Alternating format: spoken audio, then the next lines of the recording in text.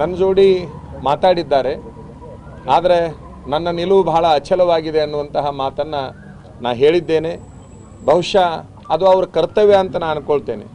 ಆ ಪಕ್ಷದ ನಾಯಕರಾಗಿರೋದ್ರಿಂದ ಅವರು ಮಣ್ಣನ್ನು ಮಾತನ್ನು ಹೇಳ್ತಾರೆ, ಲಿಂಗಾಯತ ಸ್ವಾಮೀಜಿಗಳು ದುಸ್ಸಾಹಸಕ್ಕೆ ಕೈ ಹಾಕಬಾರ್ದು.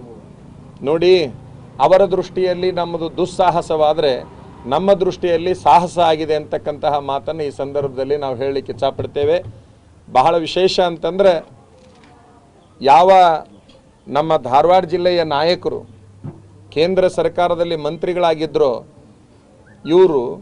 ಇವ್ರನ್ನ ಎಲ್ಲರನ್ನೂ ಮೂಲೆಗುಂಪು ಮಾಡಿದವರು ಇವರೇ. ಈಗೇನು ಮನೆ ನಾಮಪತ್ರ ಸಲ್ಸಕ್ಕೆ ಬಂದಿದ್ರಲ್ಲ, ಬಹುಸಂಖ್ಯಾತ ನಾಯಕರನ್ನ ಮೂಲೆಗುಂಪು ಮಾಡಿ ಅಧಿಕಾರದಿಂದ ತಳಗಿಳಿಸುವಂಥದ್ದು, ರಾಜಕೀಯದಿಂದ ತಳಗಿಳಿಸುವಂಥದ್ದು ಏನೆಲ್ಲ ಮಾಡಿದರು. ಆದರೂ ಕೂಡ ಅವ್ರ ಬೆನ್ನಿಗೆ ನಿಲ್ತಕ್ಕಂಥದ್ದು ನೋಡಿದರೆ ಎಲ್ಲೋ ಒಂದು ಕಡೆಗೆ ಪಾಪ ಅಂತ ನನಗೆ ಅನಿಸ್ತಾ ಇದೆ. ಕನಿಕರ ಬಂತು ನನಗೆ. ಯಾಕೆ ಅಂತಂದರೆ, ಈ ಎಲ್ಲ ನಾಯಕರಿಗೆ ಕ್ಷೇತ್ರದ ಹಿತಕ್ಕಿಂತ ಆ ಕ್ಯಾಂಡಿಡೇಟಿನ ಹಿತ, ಆ ಅಭ್ಯರ್ಥಿಯ ಹಿತ ಎದ್ದು ಕಾಣ್ತಾ ಇದೆ ಅಂತಕ್ಕಂಥದ್ದು ಅಲ್ಲಿ ಎದ್ದು ಕಾಣ್ತಾ ಇತ್ತು. ಪಾಪ ಯಾರಿಗೆ ಪಾಪ? ಯಾರು ಸಾಕಷ್ಟು ದುಃಖಕ್ಕೊಳಗಾಗಿ ಅಧಿಕಾರವನ್ನು ಕಳ್ಕೊಂಡು ಒಂಥರ ನಿರ್ಗತಿಕರಂಗೆ ಏನಾಗಿದ್ದಾರೆ, ಅವರು ಮತ್ತು ಹೋಗಿ ಅಲ್ಲೇ ನಿಂದಿರ್ತಕ್ಕಂಥದ್ದನ್ನು ನೋಡಿದರೆ ಪಾಪ ಅಂತ ಅನಿಸ್ತು ನನಗೆ. ಒತ್ತಾಯಪೂರ್ವಕ ಕರೆಸಿದ್ರಲ್ಲಿ ಎರಡು ಮಾತೇ ಇಲ್ಲ. ನಿಮಗೆಲ್ಲ ಗೊತ್ತು, ಇವ್ರದೊಂದು ನಾಮಪತ್ರ ಸಲ್ಲಿಸಲಿಕ್ಕೆ 3 ಜನ ಮುಖ್ಯಮಂತ್ರಿಗಳು ಬರೋದು, ಹಿಂದಿನ ರಾಜ್ಯಸಭಾ ಸದಸ್ಯರು ಬರೋದು, ಹಿಂದಿನ ಸಂಸದರು ಬರೋದು, ಈಗಿನ MLAಗಳು ಬರೋದು.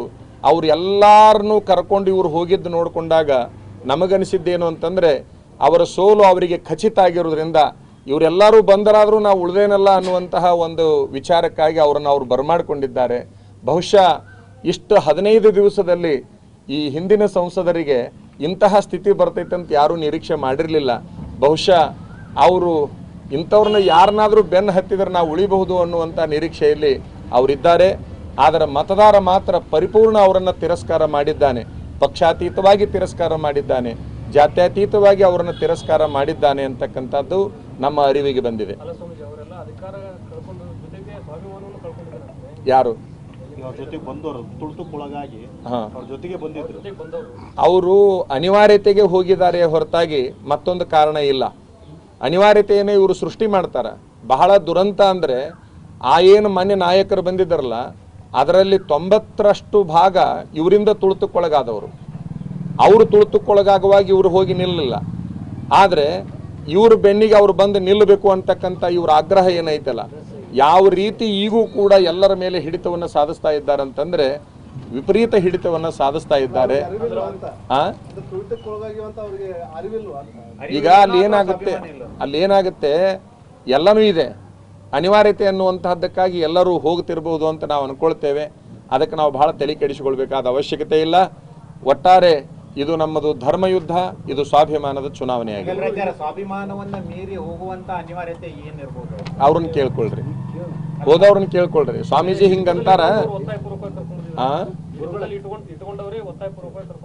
ಮತ್ತು ಒತ್ತಾಯ ಯಾರು ಹಂಗ ಸುಮ್ಮನೆ ಯಾರು ಬರೋರ್ದಾರ ನಿಮಗೆಲ್ಲ ಗೊತ್ತಲ್ಲ ಯಾರ್ಯಾರು ಯಾವ ಟೈಮಿಗೆ ಬಂದ್ರ ಅಂತೇಳಿ. ಅಂದ್ರೆ ಅವ್ರವ್ರ ಕ್ಷೇತ್ರದೊಳಗೆ ಚುನಾವಣಾ ಪ್ರಚಾರಗಳನ್ನು ಬಿಟ್ಟು ಅನಿವಾರ್ಯವಾಗಿ ಬಂದು ನಿಲ್ತಾರಂತಂದ್ರೆ ಆಗ್ರಹಪೂರ್ವಕವಾಗೇ ಬಂದಿರ್ತಾರೆ. ಬಿಜೆಪಿಗೆ ಪಕ್ಷ ಮುಖ್ಯ, ವ್ಯಕ್ತಿ ಮುಖ್ಯ ಅಲ್ಲ ಅನ್ನೋದು ಒಂದು ಸಿದ್ಧಾಂತ ಇದೆ. ಏನಾಯ್ತು? ಬಿಜೆಪಿಯಲ್ಲಿ ಪಕ್ಷ ಮುಖ್ಯ, ವ್ಯಕ್ತಿ ಮುಖ್ಯ ಅಲ್ಲ ಅನ್ನೋದು ಒಂದಿದೆ. ಅದಕ್ಕೆ ಅವರೆಲ್ಲ ಪಕ್ಷದ ಸಲುವಾಗಿ ಬಂದಿರ್ಬೋದಲ್ಲ. ಇಲ್ಲಿ ಎದ್ದು ಕಾಣ್ತಾ ಇರೋದು ಅವರಿಗೆ ಪಕ್ಷ ಎದ್ದು ಕಾಣ್ತಾ ಇಲ್ಲ, ಬಹುಶಃ ವ್ಯಕ್ತಿ ಎದ್ದು ಕಾಣ್ತಾ ಇರ್ತಕ್ಕಂಥದ್ದು ನಮಗೆ ಗೊತ್ತಾಗ್ತಾ ಇದೆ. ಪಕ್ಷ ಅನ್ನುವಂಥದ್ದು ಅವ್ರ ತಲೆಯೊಳಗಿದ್ರೆ ಅಭ್ಯರ್ಥಿಯನ್ನು ಬದಲಾವಣೆ ಮಾಡಿಬಿಡ್ತಿದ್ರು. ಈ ನಾಡಿಗೆ ಒಂದು ಎಲ್ಲ ಹಿತವನ್ನು ಬಯಸತಕ್ಕಂತಹ ಒಬ್ಬ ಅಭ್ಯರ್ಥಿಯನ್ನು ಅವರು ಹಾಕ್ತಿದ್ರು. ನಾವೆಲ್ಲರೂ ಬ್ಯಾಡ್ ಅಂದಂಥ ಸಂದರ್ಭದಲ್ಲಿ ಹಾಕ್ತಿದ್ರು.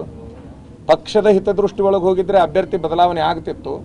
ಅಭ್ಯರ್ಥಿ ಅದೇ ಬೇಕು ಅಂದ ಮೇಲೆ ಪಕ್ಷಕ್ಕಿಂತ ಅಭ್ಯರ್ಥಿ ಅನಿವಾರ್ಯ ಆ ಹೈಕಮಾಂಡ್ಗೆ ಆಗಿದೆ.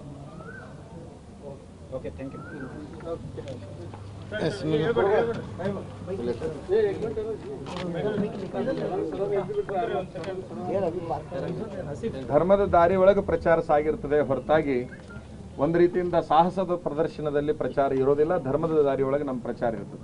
ಈಗ ಬಿಜೆಪಿಯವರು ದೇಶಕ್ಕಾಗಿ ಮೋದಿ ಊಟ ಹಾಕಿ ಅಂತ ಸಂಸದರು ಹೇಳ್ತಾ ಇದ್ದಾರೆ. ಅಂದ್ರೆ ಇವರು ಅಭಿವೃದ್ಧಿ ಕೆಲಸ ಮಾಡಿಲ್ಲ. ಯಾರು? ಬಿಜೆಪಿ ಸಂಸದರು ಇಡೀ ಹುಬ್ಬಳ್ಳಿ ಒಳಗೆ ಕ್ಯಾಮ್ರಾ ತಗೊಂಡು ಅಡ್ಡಾಡ್ರಿ, ಏನು ಕೆಲಸ ಮಾಡ್ಯಾರ ಅನ್ನೋದು ನಿಮಗೆ ಗೊತ್ತಾಗ್ತದೆ. ಅದನ್ನು ಎಲ್ಲ ದೇಶಕ್ಕೆ ತೋರಿಸುವಂಥ ಪ್ರಯತ್ನ ಮಾಡಿ. ಮೋದಿ ನೋಡಿ ಓಟ್ ದೇಶಕ್ಕಾಗಿ ಮೋದಿ ಬೇಕು. ಹಾಂ, ಮೋದಿ ನೋಡಿ ಓಟ್ ಯಾಕೆ ಹಾಕಂತಾರೆ? ಇವರಿಗೆ ಆ ತಾಕತ್ ಇಲ್ಲದೆ ಇರೋದ್ರಿಂದ. ಈಗ ಜೋಶಿ ಅವರು ಬಹುಸಂಖ್ಯಾತರನ್ನ ಉಳಿದಿದ್ದಾರೆ ನೀವು ಹೇಳ್ತಿದ್ರಿ, ಒಂದೇನು ಉದಾಹರಣೆ ಹೇಳ್ಬೋದು? ಸಾಕಷ್ಟು ಹೇಳಿ ಆಗಿದೆ, ಈಗಾಗಲೇ ಸಾಕಷ್ಟು ಹೇಳಿ ಆಗಿದೆ.